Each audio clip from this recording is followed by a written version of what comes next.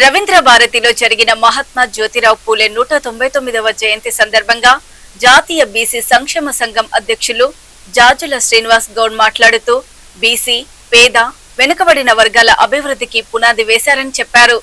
దేశంలో బీసీలకు సరైన హక్కులు పూర్తిగా అందడం లేదని జాజుల శ్రీనివాస్ గౌడ్ ఆవేదన వ్యక్తం చేశారు. విద్య, ఉద్యోగాల్లో బీసీలకు సబ్ ప్లాన్ మరింత ప్రాధాన్యం కల్పించాలని ప్రభుత్వాన్ని కోరారు.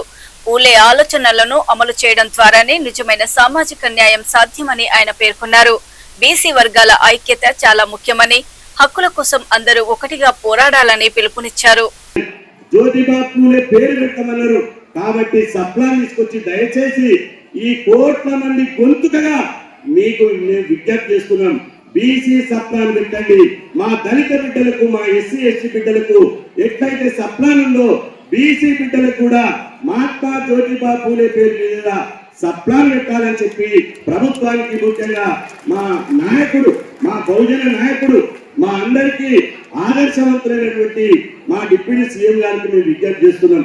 అదేవిధంగా అన్న, గత ప్రభుత్వమే వాస్తవమైన పిల్లలు ఉన్నారు, చాలా మంది మన బిడ్డలే.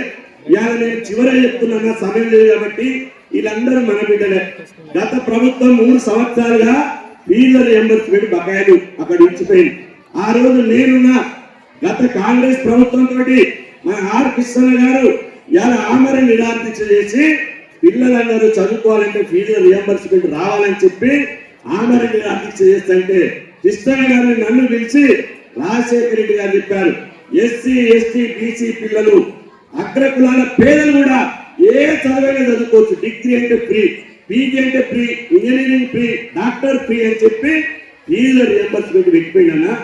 ఆ ఫీజుల రియంబర్స్మెంట్ పెట్టిపోయిన తర్వాత ఉమ్మడి ఆంధ్రప్రదేశ్ లో మంచిగా నడిచింది. తెలంగాణ వచ్చాక కేసీఆర్ గారు దానికి కూటు పొడుచుకుంటా ర్యాంకు నిబంధన పెట్టింది. నిబంధనతో పాటు 3 సంవత్సరాల బకాయిలు పెట్టిపోయింది. మన ప్రభుత్వం వచ్చి 2 సంవత్సరాలైంది. దయచేసి 22 మంది విద్యార్థులు ఫీజులు రాక చచ్చిపోయారు. నిన్న రాక మొన్న, ఎందుకంటే మీరు బిజీగా ఉంటారు, మీకు ఈ విషయాలు మీ దృష్టికి రాకపోవచ్చు. నిన్న కాక మొన్న 2 విద్యార్థులు వనస్థపురంలో చనిపోయారు. ఎక్కడ చనిపోయారు తెలుసా? ఒక దళిత విద్యార్థి, ఒక మారే విద్యార్థి, ఒక బీసీల కుమ్మరుల విద్యార్థి. కాలేజీలో ఫీజు కట్టాలి, ఇంజనీరింగ్ సెకండ్ ఇయర్ చేస్తున్నారు, కాలేజీ యజమాన్యాలు హాల్ కట్టిస్తలేరు, ఫీజు కట్టండి లోపల రాణిస్తలేరు. ఆ పిల్లలు ఏం చేయాలి? అప్పుడు స్విగ్గీలో పనిచేస్తున్నారు. పాపం నైట్ 11:30కి ఎవడు ఆర్డర్ చేస్తే స్విగ్గీ తీసుకొని పోతుంటే, బైక్ మీద పోతుంటే, ఒక చిన్న డొక్కు స్కూటర్ మీద పోతుంటే ఒకడు తాగి వచ్చి ఆ స్కూటర్ను గుద్దేస్తే 2 బిడ్డలు చచ్చిపోయి తల్లి కడుపుకోత మిగిల్చారు. ఎంతో ఉజ్వల భవిష్యత్తు ఉన్నటువంటి ఎస్సీ బీసీ పిల్లలు పార్ట్ టైం ఉద్యోగాలు చేసి